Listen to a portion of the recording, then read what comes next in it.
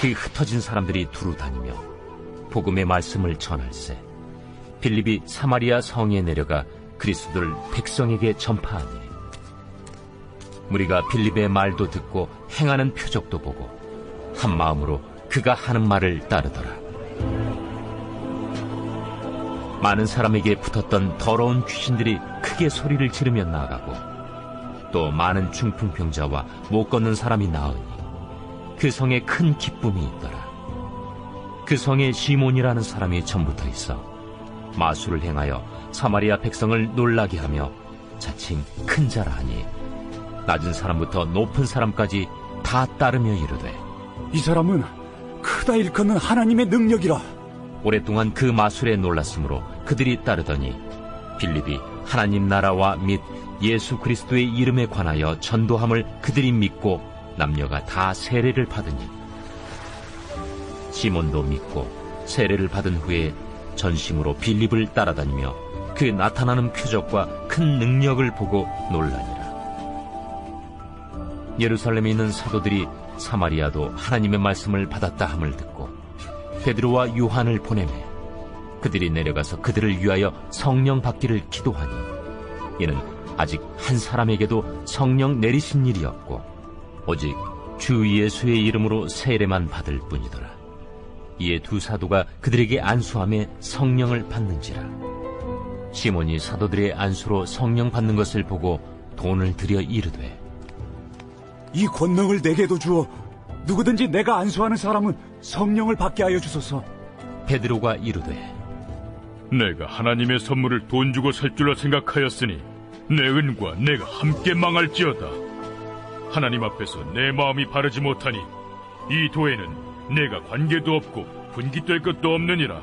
그러므로 너희 약함을 회개하고 주께 기도하라. 혹 마음에 품은 것을 사하여 주시리라. 내가 보니 너는 악독이 가득하며 불의에 매인 바 되었도다. 나를 위하여 주께 기도하여 말한 것이 하나도 내게 임하지 않게 하소서. 두 사도가 주의 말씀을 증언하여 말한 후 예루살렘으로 돌아갈새 사마리아인의 여러 마을에서 복음을 전하니라.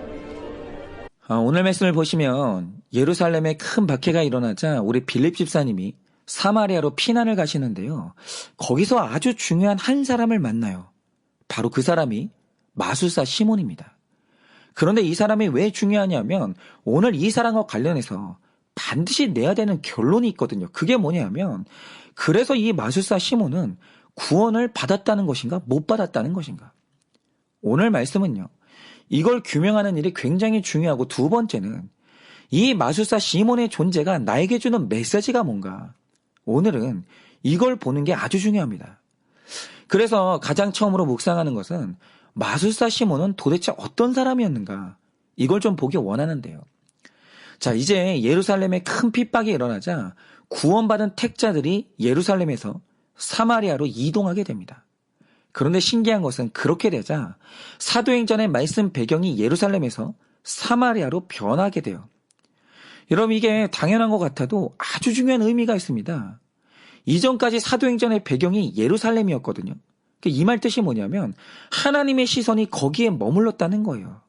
그런데 이랬던 이유가 뭐냐면 거기가 뭐 수도고 성전 건물이 있고 이래서가 아니라 바로 거기에 성령 받은 택자가 있었거든요. 그래서 그곳이 말씀의 배경이었던 거예요. 그런데 지금은 성령 받은 택자들이 예루살렘에서 사마리아로 이동했거든요. 그러면 성경의 배경이 어떻게 바뀌냐? 택자들이 머물고 있는 사마리아로 변하는 거예요. 여러분 바로 이겁니다. 오늘도 하나님은 끝없이 그 눈으로 어딘가를 바라보시는데 주목하시는 곳이 어디냐라고 하면 예배당 건물을 주목하시는 게 아니에요. 만약 어떤 건물이 화려하게 지어져 있어도 거기에 택자가 없으면 거긴 하나님의 시선이 없는 거예요. 보지도 않으십니다. 그런데 북한의 지하교회처럼 그곳이 땅속에 있는 굴이라 할지라도 빛이 한 줄기도 없어서 어둠 가운데 예배를 드린다 할지라도 거기에 영과 진리로 예배하는 택자가 있다면 바로 그곳에 하나님의 시선이 머무는 거예요. 그래서 이제 사도행전의 배경은요. 사마리아로 변하는 겁니다. 그런데 신기한 것은 이 역사를 보면 사마리아 땅에 아픔이 굉장히 많아요.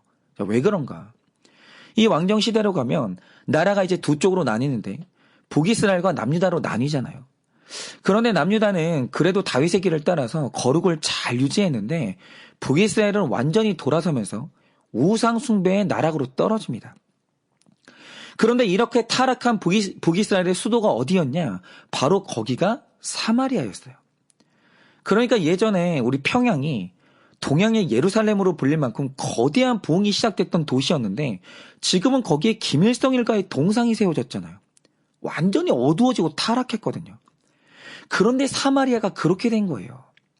그런데 거기에 대해서 이 기원전 722년에 아수르가 북이스라엘을 멸망시키면서 또다시 사마리아 땅을 괴롭히는데 이 자기가 다스리는 땅의 외국인들을 전부 사마리아 땅에 이주시킨 다음에 이방인과 사마리아의 유대인들을 강제로 결혼시킵니다. 그런데 이렇게 되면 문제가 뭐냐? 단순히 인종적으로 혼혈이 되는 게 아니라 이방인들이 가져온 종교와 문화가 유대인들하고 섞여버리는 거예요. 그래서 나중에 사마리아 땅은요, 사이비 종교가 창궐하는 이상한 땅이 되고 맙니다.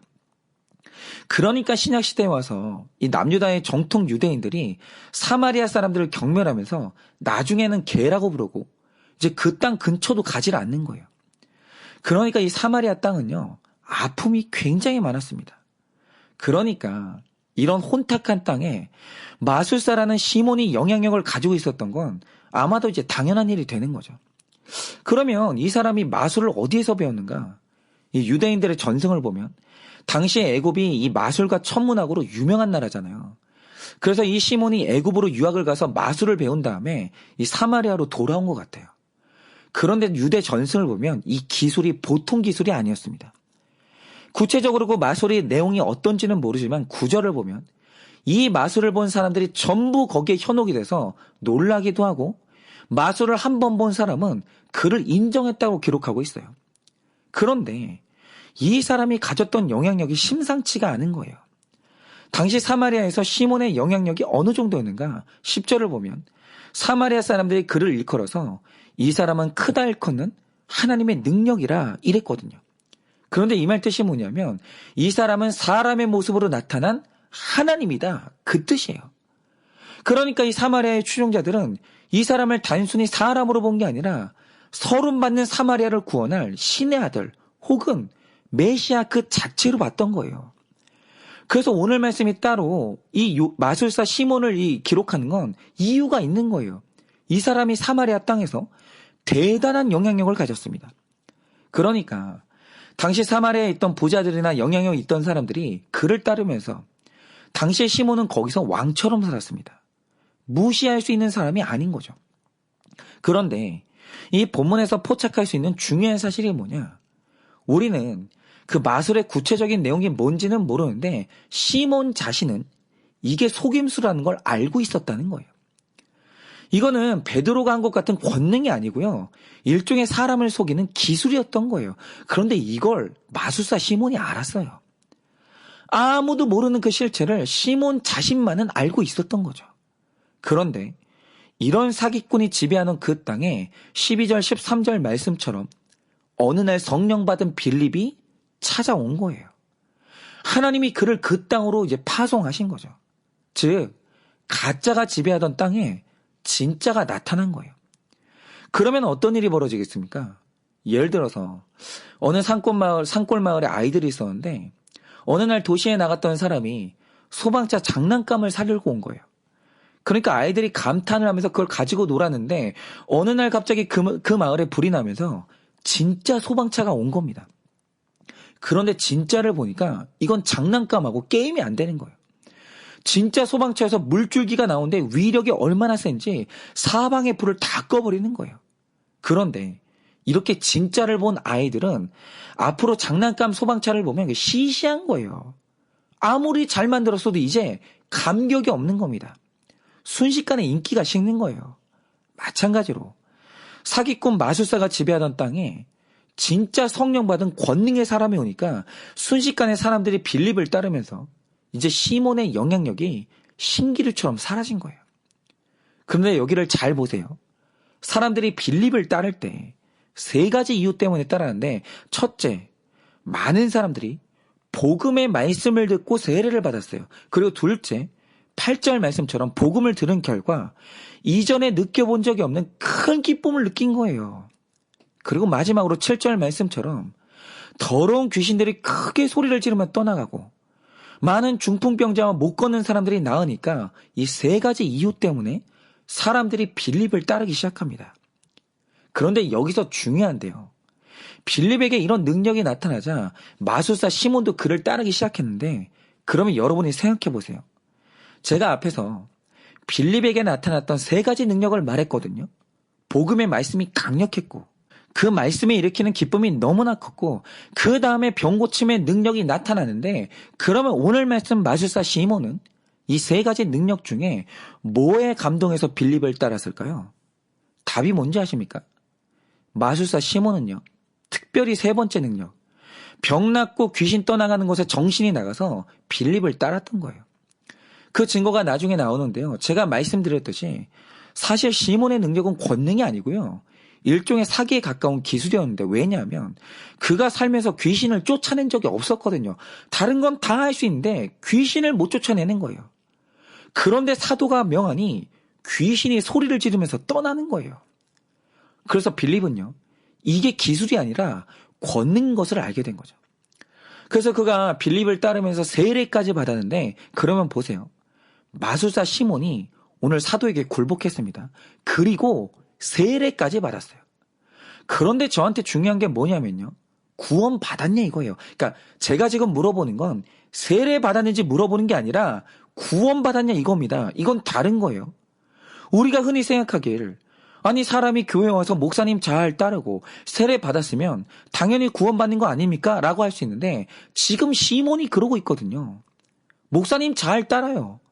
빌립 집사님 잘 따릅니다. 세례까지 받았어요. 시몬이 그래요. 그러면 세례까지 받은 시몬이 구원받았냐 이거죠. 자, 계속 보자 이겁니다. 지금 사마리아에서 이렇게 놀라운 역사가 나타나니까 이게 소문이 퍼지면서 예루살렘에 있었던 요한과 베드로의 귀에 들어갔어요. 그게 14절에 나오는데요. 그래서 두 사도가 어떤 일이 일어나는지를 직접 보려고 사마리아로 옵니다. 그래서 갔더니 하나 아쉬운 점이 뭐냐. 사마리아 사람들이 말씀이 들려서 회개하고 세례는 받았는데 아직 성령의 충만함이 없는 거예요. 그래서 이제 베드로가 와서는 성령 받기를 위해서 한 사람 한 사람 기도를 해주는데 기도하는 족족 그들이 다 성령 받는 거예요. 그런데 여기서 마술사 시몬이 뒤집어진 게 뭐냐. 이전에 사마리아 사람들은 자기 마술에도 속으면서 자기 눈도 못 쳐다보는 연약한 사람들인데 이 사람들이 성령을 받더니 귀신 쫓고 병 낫게 하는 능력이 이들에게 그대로 나타나는 거예요. 그런데 여러분 이 능력의 나타남을 오해하면 안 되는 게 성령 받으면 누구나 다 병 낫게 하고 방언하는 능력이 나타난다 이게 아니에요. 여러분 오늘 사마리아 사람들에게 하나님이 이런 능력을 주시는 이유가 있어요. 왜냐? 당시 유대인들은 사마리아 사람들과 자신들을 차별하면서 유대인과 사마리아인들이 같은 교회 형제가 된다거나 같은 천국에 간다고 상상도 안 했거든요. 그런데 이런 생각을 가진 사람들 앞에서 오늘 성령님이 하신 일이 뭐냐면 유대인들에게 부어주셨던 성령의 능력을 차별하지 않고 사마리아 사람들에게 똑같이 부어주신 거예요. 그러니까 이 현상을 구속사적으로 해석해야 되는 게요. 요즘에야 성령 받은 사람은 한국인이든 유럽인이든 뭐 전라도 사람이든 경상도 사람이든 똑같이 구원받는다는 거 상식이잖아요. 성령 안에서 여자 남자, 가난한 자 부자, 배운 자 못 배운 자 이런 차별이 없거든요. 지금 이거 상식이에요. 그런데 이 당시에는 차별이 상식이었어요. 똑같은 성령이 부어진다고 아무도 믿지 않았어요. 그런데 이런 사람들 앞에서 하나님이 차별 없는 성령을 부어주시고 차별 없이 똑같은 성령의 능력을 유대인과 사마리아인에게 부어주신 거예요. 그러니까 오늘 이 능력의 나타남은 유대인과 사마리아인 사이에 있는 차별의 벽을 깨는 하나님의 능력이었던 거예요. 그러니까 사도들은 나타나는 능력을 보면서 능력 그 자체를 보는 게 아니라 모든 사람을 차별 없이 구원하시는 하나님의 섭리와 사랑을 봤거든요. 그런데 오늘 마술사 시몬은 그걸 본 게 아니라 능력 본 거예요. 야, 나도 성령 받으면 병 고칠 수 있구나. 나도 귀신 떠나게 할 수 있구나. 그럼 다시 내가 유명세를 찾을 수 있겠구나. 이걸 본 거예요. 그러자 그동안 숨겨놨던 그의 정체를 드러냈는데 그게 뭡니까? 18절 19절에 베드로에게 이런 제안을 합니다. 시몬이 사도들의 안수로 성령 받는 것을 보고 돈을 들여 이르되 그 권능을 내게도 주어 누구든지 내가 안수하는 사람은 성령을 받게 하여 주소서 하니라고 해요. 그런데 여기서 이제 시몬이 말하는 권능의 개념이 진짜 천박해요.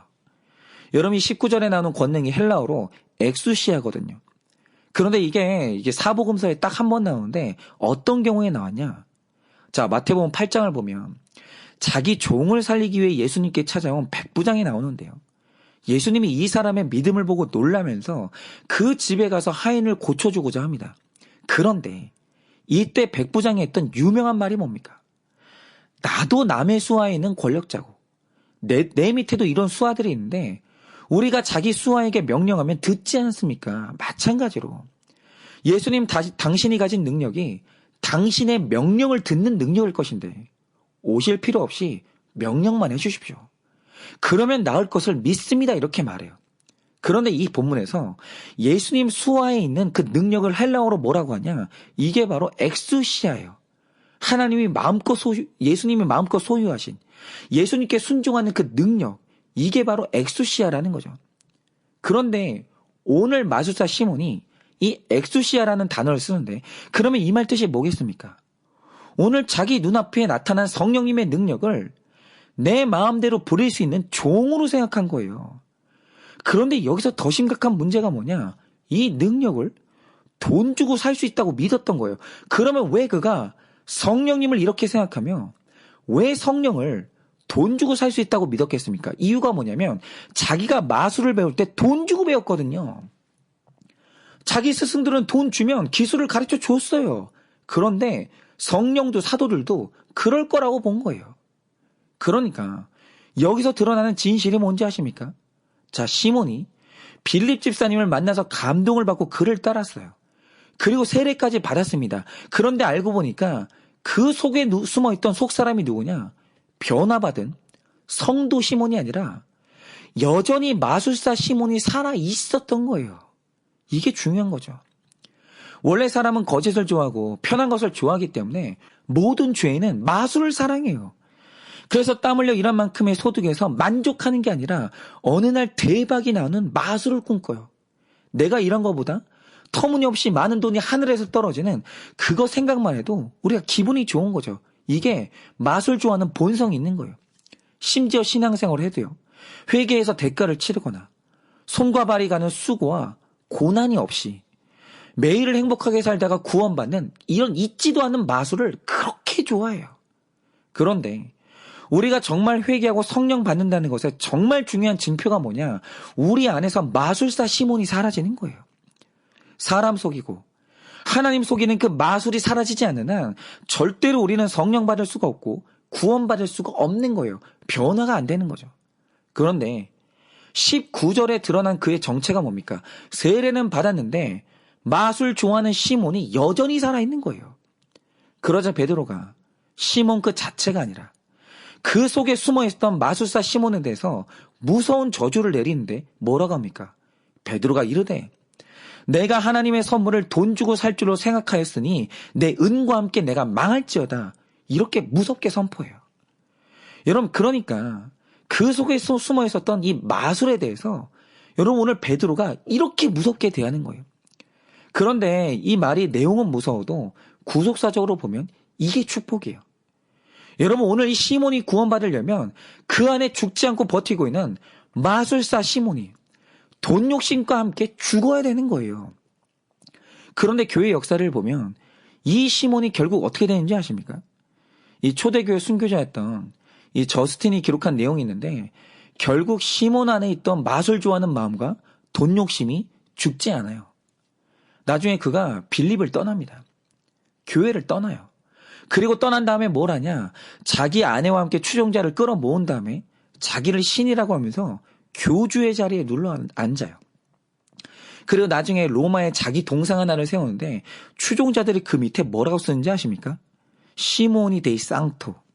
이 말 뜻이 뭐냐면 시몬은 거룩한 하나님이다 이런 말을 해요. 그래서 나중에 교회사를 보면요.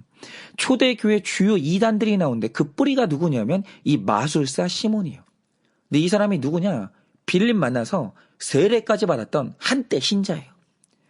그런데 그가 이 마술을 버리지 못하니까 그 안에 있는 야망을 버리지 못하니까 그가 나중에 이단의 괴수가 되는 거예요.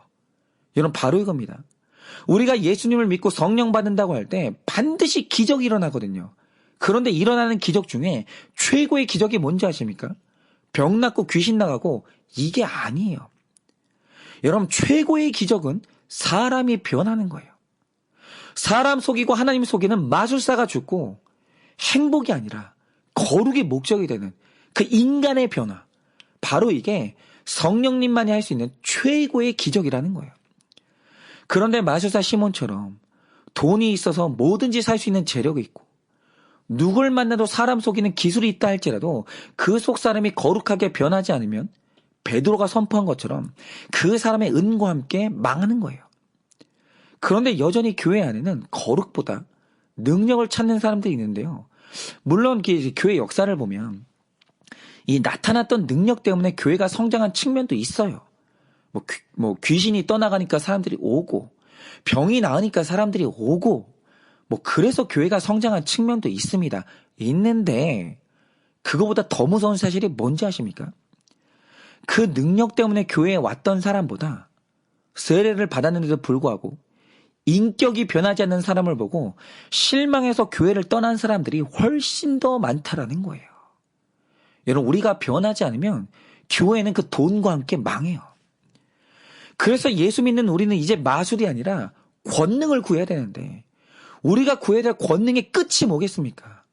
맨날 예수님 믿어서 내 남편 사업 대박 나는 마술, 내 자녀가 지혜의 능력을 받아서 인류대학 가는 마술, 내가 소유한 아파트 값이 2배로 뛰는 마술 이런 게 아니라 내 죄가 보이고 회개해서 내 인격이 변하는 내 안에 마술사 시몬이 죽어지는 그 성령의 능력을 구해야 된다라는 거예요. 그래서 오늘도 바라기는 우리가 다 성령 받아야 돼요.